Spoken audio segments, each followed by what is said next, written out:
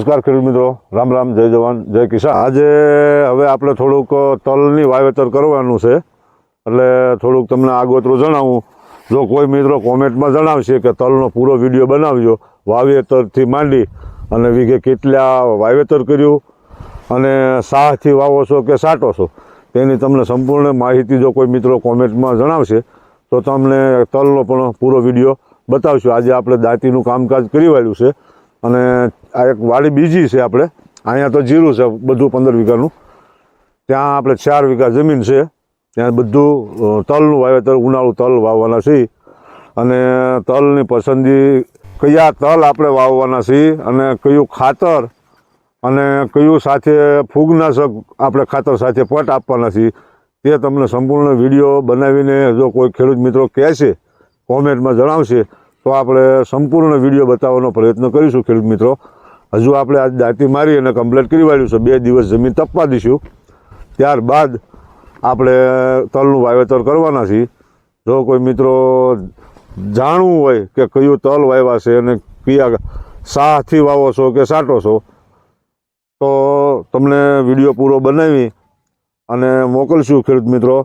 અને આપણે હવે આ જીરામાં હવે 1 થી 2 રાઉન્ડ દવાના આપવાના છે, હવે 2 જ રાઉન્ડ આપવાના છે। જીરું હવે પીળું મળ્યું છે થવા, દાણો ખાટું થવા મળ્યું છે। હવે આપણે આવતીકાલે એટલે થ્રીપ્સ ને મોળો થોડો દેખાય છે તો આપણે તેના માટે આ કેનોપી આપવાના છીએ। આનું માપ છે 5 ml, ફિપ્રોમિલ 40% છે અને ઇમિડાક્લોરાઇડ 40%।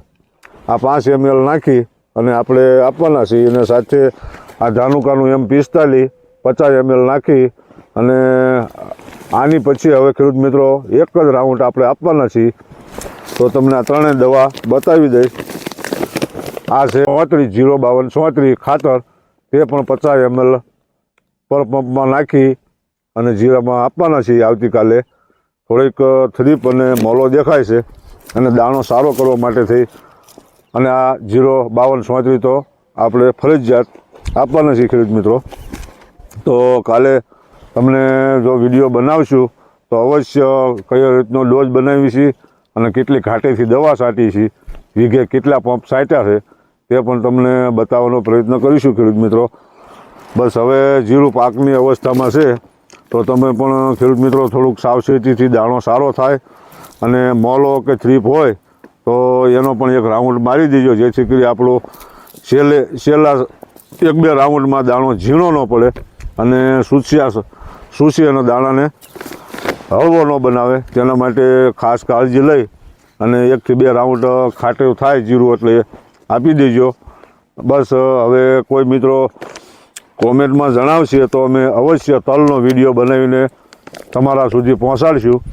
4 વીઘાના તલ વાવવાના છે તો બસ મિત્રો આજે આટલું જ કહેવાનું હતું કે તલનું વાવેતર આપણે થોડીક ઠંડી છે પણ હવે આપણે 2 દિવસ પછી વાવેતર કરીશું। લગભગ તો ઘણા ખેડૂત મિત્રોને જાણવા મળ્યું છે, અમુક ખેડૂતોને ઉગી પણ ગયા છે તલ।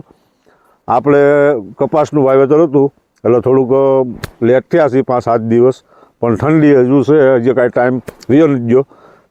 આમ તો ફેબ્રુઆરીના પહેલી તારીખથી 15 તારીખ સુધી કાંઈ મોડું ગણાય નહીં, એટલે દરેક ખેડૂત મિત્રોએ કોઈ વાવેતર ન કર્યું હોય તો હવે ખાસ કાળજી રાખી અને તલનું વાવેતર ખેડૂત મિત્રો કરી દેજો।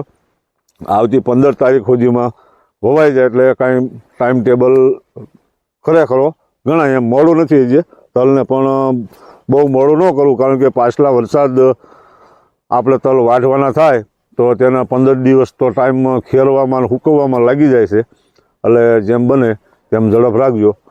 બસ ખેડૂત મિત્રો આજે આટલું જણાવવાનું હતું। આવજો, નમસ્કાર, રામ રામ।